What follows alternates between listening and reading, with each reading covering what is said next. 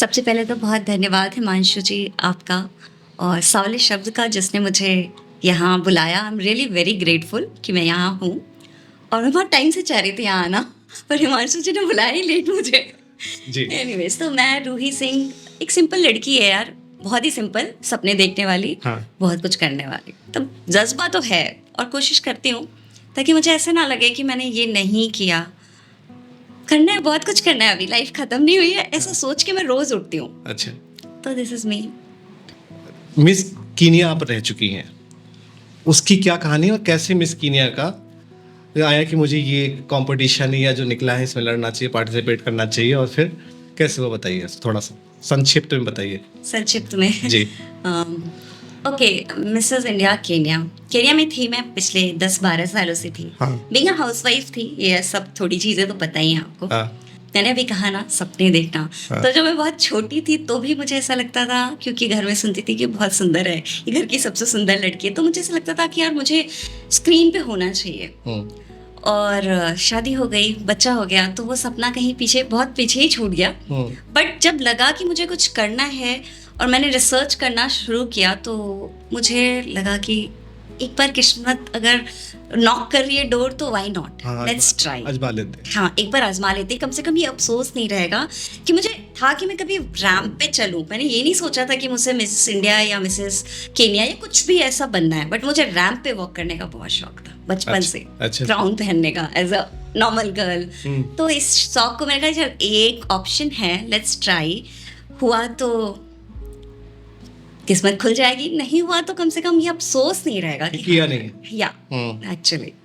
तो बस वो हार नहीं मानने का जो अंदर से शायद एटीट्यूड है ना, कि मरते टाइम अफसोस नहीं चाहिए। मैं बहुत टैगलाइन है, शायद इस पूरे पॉडकास्ट में बहुत बार बोलूँगी मैं, बट है मेरे साथ ये। मैं कोई भी अफसोस लेके नहीं मरना चाहती कि मैंने कोशिश नहीं की। होना ना होना वो मेरे पे है नहीं, मतलब कुछ चीज़ें डेस्टिनी पे डिपेंड करती है, आपके मेहनत पे भी डिपेंड करती है, बट कोशिश ना करना वो आप पे डिपेंडेंट है। तो बस ये फिर आपने पार्टिसिपेट किया। इट्स बहुत टफ, बिकॉज केन्या, इंडिया से बाहर, मैं टिपिकल बिहारी गर्ल, इंग्लिश में बहुत प्रॉब्लम्स थे, एक्सेंट में बहुत प्रॉब्लम थे। वहाँ सारे born and brought up Kenya के लोग थे जो मेरे साथ को पार्टिसिपेंट थे। वहाँ मैं रोज़ ही डिप्रेस होती थी, वो यार ये बोला नहीं जा रहा मुझसे, मैं कैसे प्रोनाउंस करूँ। बट रोज़ रात में मैं या तो यूट्यूब खोल के कुछ इंग्लिश की मूवीज़ देख रही हूँ, या कुछ ऐसा पढ़ रही हूँ, लिख रही हूँ, सुन रही हूँ, कि जिससे धीरे धीरे सुन के मैंने अपने प्रोनाउंसिएशन पे काम किया और मेहनत की। देखो, एक तो बात है कि आप लगोगे नहीं तो कोई चीज़ होगी नहीं। सही बात है। तो लगी मैं और भगवान की कृपा बन गई और हो गई। कैसी फीलिंग होती है मतलब? मैं, अगर मुझसे कोई भी पूछता है ना कि तुम अपनी जिंदगी का सबसे खुश पल, जिसमें तुम सबसे ज्यादा खुश थी, वो कौन था, तो मुझे वो मोमेंट याद आता है जब मेरे को ये अनाउंस हुआ था कि winner is Mrs India Kenya Ruhi Singh. वाह। मैं वहाँ पे पॉज हो गई। मतलब मैं आपको सच बता रही हूँ कि मुझे बिल्कुल याद नहीं कि वहाँ से मैं आगे तक वॉक करके कैसे गई हूँ। वो फेडेड है मेरी मेमोरी में स्टिल। मैं कई बार कोशिश करती हूँ कि कैसे गई हूँ, बट मुझे याद नहीं आता। मैं इतनी पॉज थी, मुझे मतलब इतनी ओवरवेल्म थी, लगा बस मेरी तो मतलब दुनिया बदल गई। उससे ज़्यादा खुश मैं कभी नहीं हुई हूँ। अच्छा, घर वालों को कैसा लगा? बहुत खुश थे। सबके लिए वो मेरे हस्बैंड, एक्चुअली अंकुर नाम है, वो हमेशा कहते हैं चक दे इंडिया में, जैसे चक दे इंडिया में इंडिया जीती थी ना, वैसा है। मैं तो नहीं इतना एक्सपेक्ट कर रहा था कि तुम एकदम से विनर में, लगा टॉप 5 में भी आ जाओगी तो चलेगा। अच्छा। बट जब जीती और उतरी तो मेरा बेटा, उसने मुझे पहली बार लाइफ में कहा था, mamma I proud of you. And वो मोमेंट, मतलब वो पूरा मोमेंट मेरे लिए कहते हैं होलसम मोमेंट था। अच्छा। सबसे खुशी वाले मोमेंट। अब जैसे कि आपने मिस कीनिया जीता, हाँ। उसके बाद जो आपकी जर्नी स्टार्ट हुई, आप, मैंने सुना है कि आपने मॉडलिंग भी की है, आपने एड्स भी किए हुए हैं, और अब आप राइटर कम्युनिटी में भी एंटर कर चुकी है। तो आप कहाँ पे हैं, कहाँ पे क्या फोकस है आपका, फोकस पॉइंट क्या है? राइटर मैं मिसेस इंडिया केन्या बनने से पहले से थी। पहले से थी? हाँ। अच्छा। जब सारी दुनिया कोरोना के टाइम में ऑनलाइन हो चुका था, तो मैं एज अ कवित्री बहुत जगह, बहुत सारे प्लेटफॉर्म पे ऑलरेडी कर चुकी थी। काव्य पाठ जो लिखना वहीं से स्टार्ट किया? लिखना मैं बहुत पहले से कर रही हूँ। बहुत ही पहले से, मुझे खुद भी याद नहीं कि मैं कब से कर रही हूँ। बट लिख रही हूँ बहुत पहले से। मैं स्कूल कॉलेज के फ्रेंड्स या जूनियर्स के पास स्टिल मेरे लिखी हुई कविताएं हैं। इस समय स्क्रैप बुक चलता था, अब भी कोई कोई भेज देती है, दी देखो ये आपने लिखा था। अच्छा। तो मैं लिखती बहुत पहले से हूँ। अच्छा। पर मैं राइटर हूँ या कवित्री हूँ ये मुझे नहीं पता था। मैं बस लिख रही थी, कविताएं लिख रही थी, बट मुझे नहीं पता था कि उस स्ट्रक्चर में है या नहीं। हाँ। बट जब व्हाट्सएप आया और मैं कुछ स्टेटस लगा देती थी, कोई कोई जो एक्चुअली अपने आप को कवि बोलते जी। हैं, उन्होंने किसी ने पढ़ के बोला कि यार ये तो कविता है, तुम लिखती हो क्या? हाँ। मैं लिखती तो बट आई डोंट नो कि ये कविता है या नहीं है। अच्छा, तो मैं मॉडलिंग में आने से पहले कवित्री थी, राइटिंग में थी। केन्या में भी जितने भी हिंदी समिति या इंडियन हाई कमीशंस के प्रोग्राम्स होते थे, वहाँ मैंने स्टोरी टेलिंग भी करी है। वहाँ जाके एज अ होस्ट भी काम किया, मतलब एमसी का भी किया है। मतलब मैं थी इस तरह, इस लाइन में ऑलरेडी थी। गज़लों में मैं नहीं हूँ, ये आप कह सकते। अच्छा। गज़लें अभी शुरू की है। मैं एक छोटा सा मैसेज देना चाहता हूँ कि जो लोग इस पॉडकास्ट को देखेंगे, रूही जी बिहार से ताल्लुक़ रखती हैं। अभी भी ऐसा मेरा मानना ये है कि बिहार में लड़कियों को, बिहार के बहुत से ऐसे शहर हैं जहाँ पे लड़कियों को जो है चांसेस पढ़ना चाहती हैं और चांसेस नहीं मिलते हैं। तो रूही जी बताएंगी क्या, मतलब अगर आप अपने सपने जीना चाहते हो, किस तरीके से आप आगे बढ़ सकते हो, अपने पेरेंट्स को कन्विंस कर सकते हो। रूही जी आप बताइए ज़रा, बिहार की, स्पेशली बिहार की लड़कियों को बताइए आप। बिल्कुल, मैं बिहार से हूँ और मैं उस जनरेशन से हूँ जहाँ लड़की होने का मतलब है कि आपकी शादी करनी है जी। अब पढ़ते कितना वो मैटर नहीं करता, अच्छी शादी कर देंगे एक वर्किंग लड़के से। तो मैं उसी माइंडसेट में बड़ी हुई हूँ और मेरे साथ भी वही हुआ है। बट वो क्या होता है ना, जब आप थोड़े ग्रोन अप होते हो तो आपको समझ आता है कि वही नहीं हो आप। हाँ। आपके अंदर कुछ और भी चीज़ें हैं जिसको आप परस्यू कर सकते हैं। तो देखो, ये फैक्ट है कि हम लड़कियों को थोड़ा तो ज़्यादा लड़ना पड़ता है अपने आप को कहीं भी स्टैंड कराने के लिए। सबसे पहले घर में लड़ना पड़ता है। लड़ना इन द सेंस आपको कोई झगड़ना नहीं है, हाँ। बट अपने आप को प्रूफ करना है कि मैं ये कर सकती हूँ, कन्विंस करना है एक्चुअली। और बीइंग अ मैन, जब काम शुरू किया तो मेरा बेटा उस समय 10 साल का था जी। और मैं पूरी हाउसवाइफ थी, तो सबने यही सोचा कि बस ये हाउसवाइफ ही है।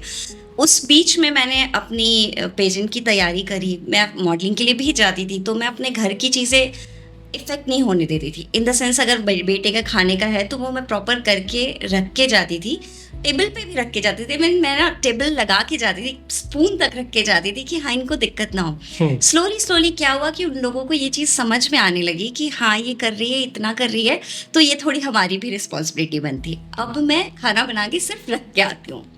तो धीरे धीरे क्या होता है ना, जब आप स्पेस लेना शुरू करते हो, आप चाहोगे कि एक दिन में दुनिया आपको दे दी जाए, ऐसा नहीं होता। आपको वो धीरे धीरे स्पेस मिलता है, आप लेते हो, फिर सामने वाले लोग भी एडजस्ट करना शुरू कर देते हैं। तो इट्स लाइक फुल प्रोसेस, कोई चीज़ एक दिन में नहीं मिलती। तो समहाउ किसी भी लड़की को मैं ये कहना चाहूँगी कि अगर आप लिटरली कुछ करना चाहते हो, आपके अंदर है कि मुझ में ये है, मुझे प्रूफ करना है, लड़ो मत, झगड़ो मत, प्यार से धीरे धीरे अपनी जगह बनाओ। क्योंकि जगह तो आप अगर बनाओगे नहीं और सोचोगे कि लोग आपको स्पेस दे दे, तो वो पॉसिबल नहीं है। अपनी जगह खुद क्रिएट करनी पड़ेगी। तो अब मेरा नेक्स्ट क्वेश्चन है आपका मॉडलिंग करियर, ठीक है, जो मॉडलिंग करियर कैसा रहा, इसमें कैसे चांसेस मिले, थोड़ा इसके बारे में बताइए। ओके, केन्या में थी, मिसेस इंडिया केन्या बनने के बाद जी इंडियन फेस हो गई मैं वहाँ पे। हाँ। तो जो भी ट्रेडिशनल ब्रांड्स थे जो इंडिया से आते थे जनरली, उनके लिए शूट किया, रैम्प पे वॉक किया, शो स्टॉपर भी रही। इवन अफ्रीकन ब्रांड्स जिनको स्पेशली हमारा इंडियन फेस चाहिए गाउन्स के लिए, स्पेशली उनके लिए मैंने शूट करा। और मैं बैक टू बैक 3 साल कंटिन्यू एक ब्रांड के साथ, पीटर करके एक बंदा था, उसके लिए मैंने उसके कपड़ों पे शूट किया। और वो मतलब उसके ऐसे ड्रीमी से क्लोथ होते थे। हाँ हाँ। वहाँ चल रहा था, मतलब कपड़ों को लेकर तो मैं थी। अच्छा। शूट पे थी, रैम्प पे थी, तो मेरे सपने ऑलमोस्ट पूरे हो रहे थे। इंडियन हाई कमीशन ने अपनी तरफ से भी एक फैशन शो करा था जिसमें इंडिया के स्टेट्स को रिप्रेजेंट करना था। तो मैंने किसी स्टेट को रिप्रेजेंट नहीं किया था, शो स्टॉपर थी इंडियन हाई कमीशन की तरफ से। ट्रेडिशनल कपड़े में रैम्प पे वॉक किया था, तो अच्छा था वहाँ पे, मतलब फैशन इंडस्ट्री में आने का। मिसेस इंडिया केन्या एक बहुत बड़ा रीजन था, फेस बन गया। अब वहाँ से आप बन जाते हो ना इंडिया फेस, मतलब अफ्रीकन के बीच में, तो वेरी गुड, मतलब अच्छा था। मतलब वहाँ से आपके रास्ते खुल गए। हाँ, वहाँ से रास्ते खुल, जैसे ही जीती हूँ रास्ते खुल गया मेरे। वाह। अब बढ़ते हैं नेक्स्ट सेगमेंट में, अब पोएट्री पे आते हैं। बताइए पोएट्री में आपने कुछ पहले सुनाइए, फिर उसके बाद बताइए कुछ अच्छा जो आपको लगता हो, आपके कुछ ऐसे शेर, शायरी या ख्याल जो भी हैं, आप बताइए। चलिए अच्छी सी जो मुझे बहुत पसंद है वो सुनाती हूँ। हाँ। रोज गिरते हैं और संभलते हैं, रोज गिरते हैं और संभलते हैं, फिर भी हम साथ साथ चलते हैं। वाह वाह। न बदलते हैं हम सफर अपना और न हम रास्ते बदलते हैं। वाह, क्या बात है।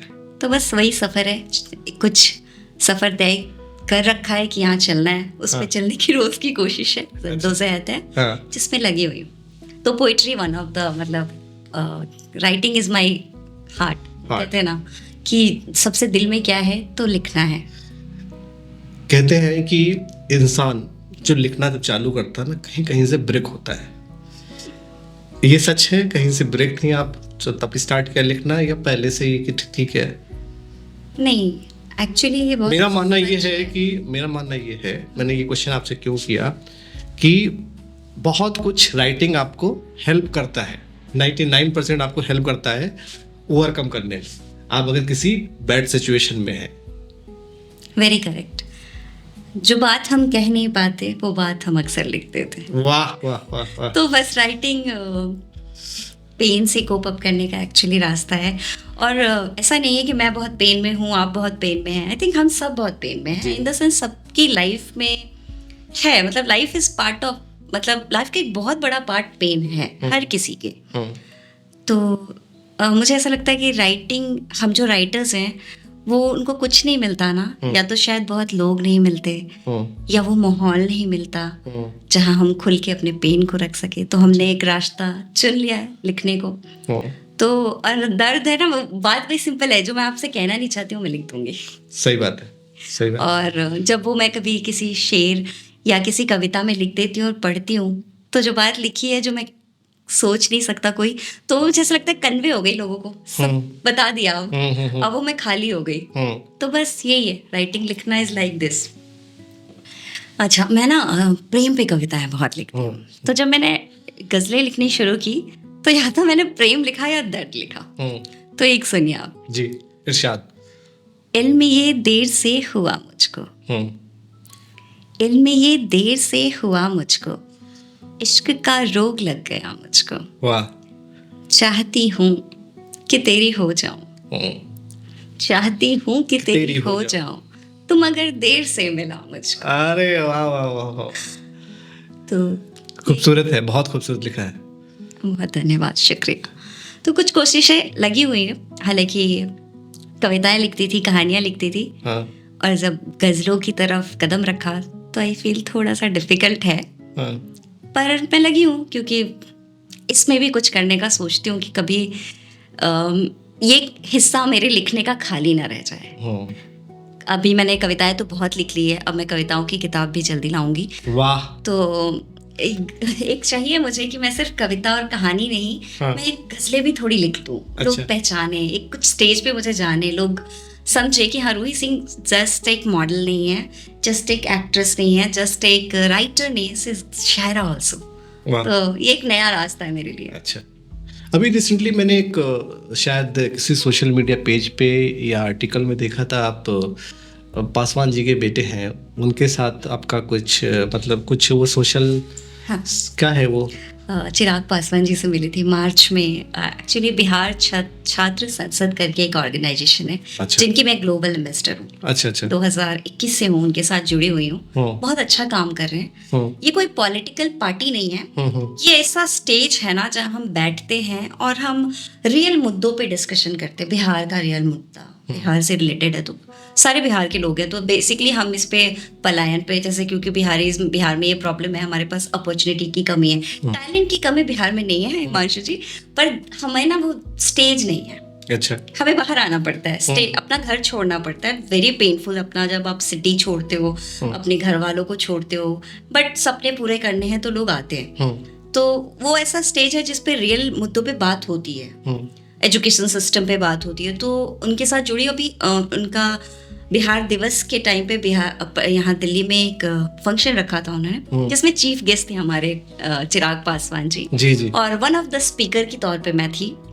और उनकी ग्लोबल एम्बेसडर के तौर पे भी थी। तो उनके साथ वही तस्वीरें आपने देखी होंगी इंस्टाग्राम पे। मैंने देखी हुई। हाँ, तभी मैंने तो उनको भी बुलाया गया था ताकि, क्योंकि हम बात कर सकते हैं, अगर हमने आपको चुन के वो पोजीशन दिया है तो आपको पता होना चाहिए कि रियल मुद्दे हम क्या सोच रहे हैं, यूथ क्या सोच रही है। और वो पूरा जो ऑर्गेनाइजेशन है सिर्फ यूथ का ऑर्गेनाइजेशन है। अच्छा। तो उनको बुलाया गया था, उनसे डिस्कशन हुई काफ़ी सारी, हमारी जो रियल मुद्दे थे हमने रखी, उन्होंने अपने पॉइंट ऑफ व्यू रखे, उन्होंने ये भी बहुत सारी दिलासा भी दी कि हाँ हम इस पे काम करेंगे। और लेट मी टेल यू, मैं किसी पार्टी को सपोर्ट नहीं कर रही हूँ, पर हाँ बिहार में काम तो हुआ है। मैं 90s बॉर्न अप, मतलब 90s अब हुआ है, क्योंकि मैं 90 के तौर पे बड़ी हो रही थी, स्कूल जा रही थी जी।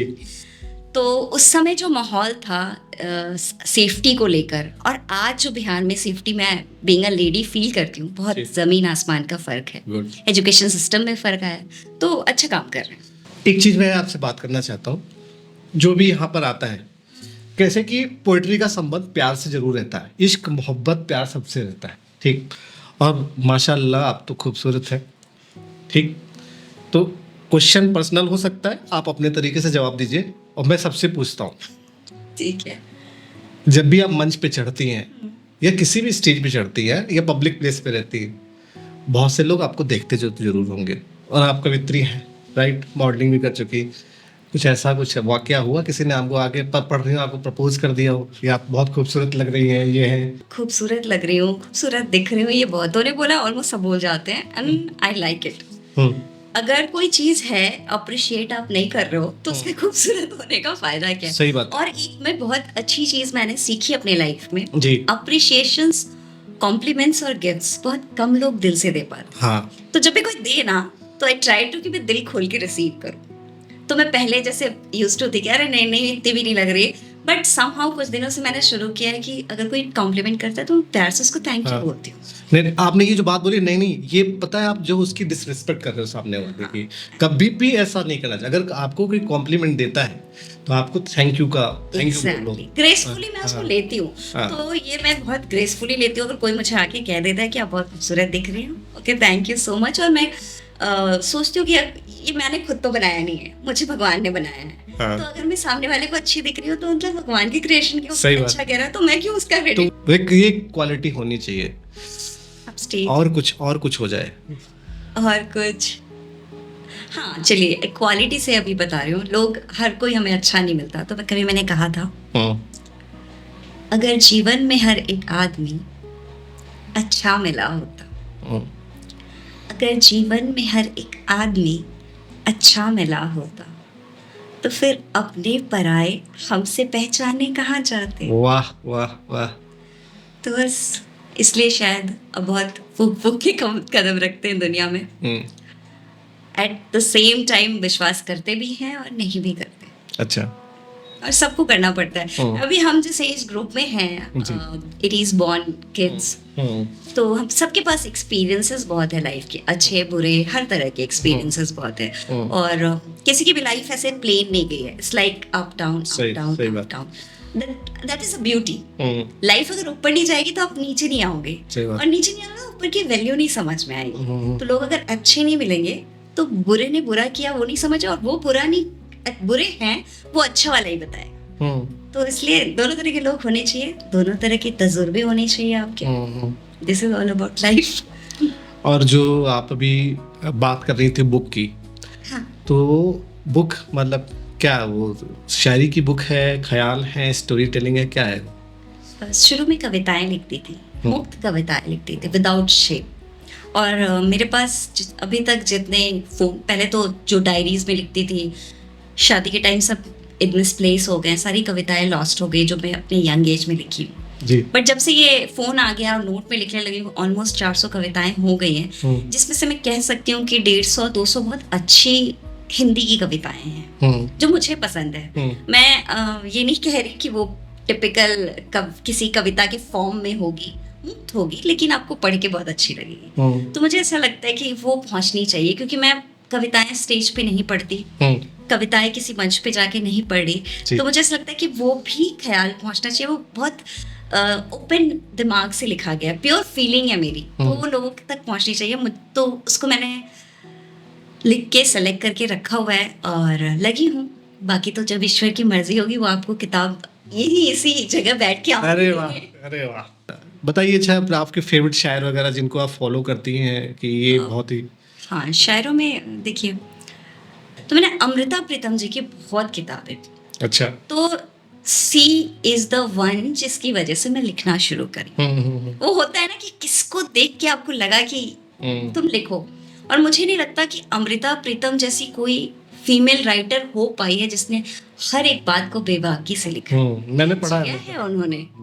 मैं हमेशा सोचती हूँ कि शायद उनका एक कतरा मैं अपने जीवन में जी लूँ ना, तो मैं क्या से क्या हो जाऊँ, क्योंकि वो जो जी है ना, वो उतनी हमें हिम्मत नहीं आती समाज से बगावत करना उनका, और मतलब उनकी लव स्टोरीज। तो मुझे, मतलब मैं कहूँ तो मैं ये सपने देखना, ड्रीमी और थोड़ी सी कहते हैं ना अपने लिए स्टैंड लेना, जो भी इंस्पायर है, तो she is my one of the inspiration. Good good.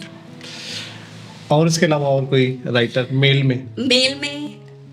देख, पुराने तो बहुत राइटर, जैसे मानव कौल, रिसेंट डेज में उनकी किताबें मैं पढ़ता हूँ मानव कौल, बहुत बहुत अच्छी लिखते हैं वो, और उनकी फैन ऐसे भी, मैं एक्टर के साइड में भी हूँ थोड़ा, तो उनकी वैसे भी ज़्यादा फैन हूँ मैं। जी जी।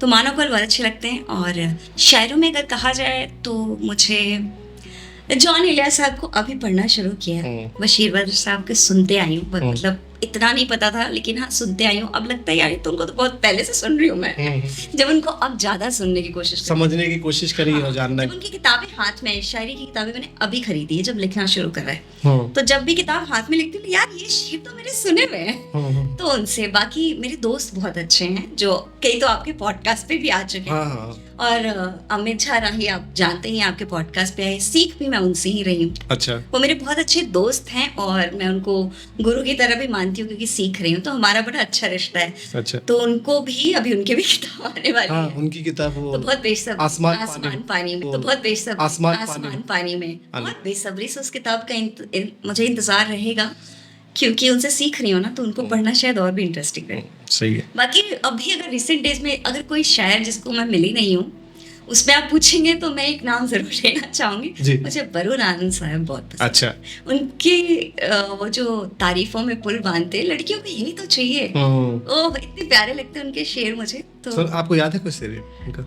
एक तरफा उनका एक है ना, उसका याद तो नहीं बहुत अच्छे से। अच्छा। एक तरफा करके उनका शेर मुझे बहुत पसंद है। वरुण आनंद जी। हाँ, वरुण। अच्छा, सही बात। तो ये है।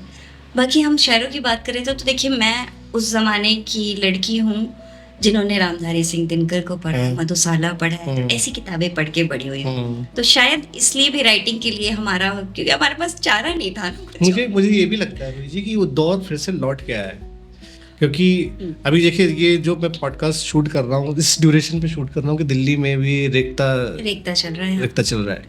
तो एक अच्छी बात है कि वहाँ हो या ये महाराष्ट्र हो, पुणे हो या मुंबई हो, कोई भी जगह हो, हर जगह यूथ में एक लिखने वाले भी बढ़ रहे हैं, अच्छा लिख भी रहे हैं, और सुनने वाले भी उतने बढ़ रहे हैं। बिल्कुल।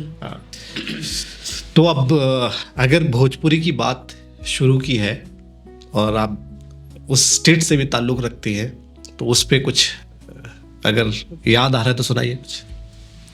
भोजपुरी, अच्छा एक बहुत अच्छी बात है, मैंने लास्ट ईयर एक सॉन्ग शूट किया था, बैंक ऑफ बड़ौदा की तरफ से था, छठ का ही गाना था। तो वैसे 2 लाइन उसके सुनाती, बट दूसरा गाना सुनाऊंगी, वो मुझे उसमें मेरी आवाज़ उतनी बैठी हुई नहीं मिलेगी आपको। वैसे था, छठ के परत बड़ा पावन, मन सा पुरावन हो। नहीं हो रहा इतना, बट एक गाना है जो मैंने नानी को सुना था, हमेशा गाती थी नानी, तो ये गाना मेरे ऐसे यहाँ पे पसंद है जी। जगदम्बा घर में दियरा बारनी हो, जगतारन घर में दियरा बारनी हो, जगदम्बा घर में दियरा। वाह। ये नानी अक्सर मेरी शाम को, जब आप छोटी थी आपको सुनाती थी? अच्छा, इसका मतलब क्या होता है? ये एक्चुअली जगदम्बा घर मतलब जगदम्बा माता, दुर्गा माता, तो दुर्गा माँ के घर में हम शाम का दिया जला कर आ गए। अच्छा भाई, तो जगदम्बा घर में दियरा बारनी, अच्छा, जगतारन घर में दियरा बारनी। वाह, गुड। आगे की जो राइटिंग है, अभी जो राइटिंग चल रही है, पहले से बहुत चेंज हो गया है। ठीक, लोग बेबाक कुछ भी लिखते हैं और डरते, सोशल मीडिया का टाइम है, तो इसमें आप कुछ थोड़ा सा बताएंगे कि ये जो राइटिंग चल रही है ठीक है, या मेरा मानना है लोग पढ़े पहले फिर लिखें। मैं भी इसको बहुत सपोर्ट करती हूँ। अगर आपको अच्छा लिखना है कुछ भी, अगर आपको कविताएं अच्छी लिखनी है, आर्टिकल अच्छा लिखना है, आपको कहानियां लिखनी है, गजलें लिखनी है, कुछ भी लिखना है, तो सबसे पहले आपको पढ़ना पड़ेगा। बिना पढ़े तो आप कर ही नहीं सकते। तो पढ़ना, और वैसे भी लाइफ जीना भी है ना, अगर आप चाहते हो हेल्दी लाइफ जियो, एंड में आपको कुछ नॉलेज हो, कुछ चीजें पता हो, तो जितना आप किताबें पढ़ सकते हो उतना पढ़ो। उससे अच्छा कुछ भी टाइम पास नहीं है। क्योंकि वहाँ पे ना क्या होता है कि आप बहुत कुछ ऐसी बातें जानते हो, समझ लेते हो, जो आप उस पर्सपेक्टिव से नहीं देख पाते। जैसे मैंने आजकल अभी रिसेंट जो किताब मैं सुबह पढ़ती हूँ, मैं जनरली ऐसा मेरा रूटीन है कि मैं सुबह जो भी मॉर्निंग रीडिंग करती हूँ, नॉन फिक्शन करती हूँ। अच्छा। तो आजकल मैं पढ़ रही हूँ एटीट्यूड इज एवरीथिंग। अच्छा। और उसमें बहुत सारी चीजें ऐसी छोटी छोटी पता चलती है जो हमें पता है पर हम नहीं अप्लाई करते। तो क्या होता है, जब आप पढ़ते हो तो अवेयर होते हो कि ओके इसको अप्लाई करना है। जैसे बीइंग इन द मोमेंट हमने 1000 बार सुना है, बट शायद आप मेरे से बात करते करते अभी कई बार दिमाग में कहीं और चले जा रहे होगे, तो हम कहाँ बीइंग इन द मोमेंट है। बट जब आप किताब पढ़ते हो तो आप पता रहता है कि आप जा रहे हो, आप जाओगे, बिकॉज ये बहुत तेज भागता है। आप जाओगे बट आपको पता है इसको ग्रैब करके वापस लाना है। मुझे अभी रूही का पॉडकास्ट लेना है। तो ये चीजें हैं कि आप जितना किताब पढ़ोगे उतना इवॉल्व होगे। सही है, जरूरी है खुद। तो मुझे ऐसा लगता है कि बातें तो अगर बैठ गए तो बहुत होती रहेंगी।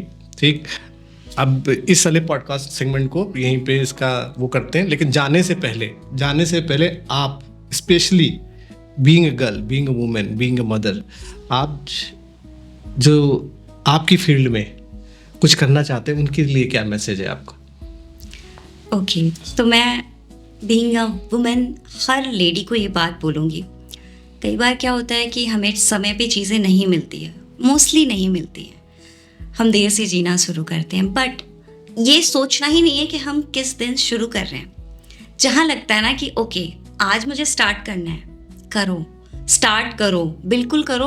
व्हाटएवर जो मन है, आपको कुकिंग में मन है तो वो करो, सीखो, यूट्यूब पे चैनल्स बनाओ, उस पे करो, मतलब जाओ। बहुत अब तो इतने ऑप्शन है, बस सोचो मत कि देर हो गया है, क्योंकि जीवन में कभी देर नहीं होता। और दूसरी चीज़ ये है कि हमें नहीं पता हमारे पास अब कितना समय बचा है। अच्छा खासा आज पॉडकास्ट कर रही हूँ, मुझे नहीं पता मैं कितने दिन आपको दिखूंगी। तो ये मैं अपनी केस में नहीं बोल रही हूँ, हर किसी के साथ है। लाइफ का कुछ पता नहीं है, तो जो बचा है ना प्लीज़ जी लो। बहुत अच्छा मैसेज दिया रूही जी ने। और इसके साथ साथ मैं ये कहूँगा, ये दोबारा फिर आएंगी, इनकी एक बुक आने वाली है, और जब भी वो बुक लॉन्च होगी, वो लॉन्च होने के बाद यहीं पे लॉन्च होगी। तो रूही जी आपका बहुत बहुत धन्यवाद, आप शामली शब्द पे आए, आपने अपने थॉट शेयर किए, आपने जो ये पॉडकास्ट देखे हैं उनको इनकरेज भी किया अपने शब्दों से। बहुत बहुत शुक्रिया आने के लिए। बहुत शुक्रिया, बहुत शुक्रिया।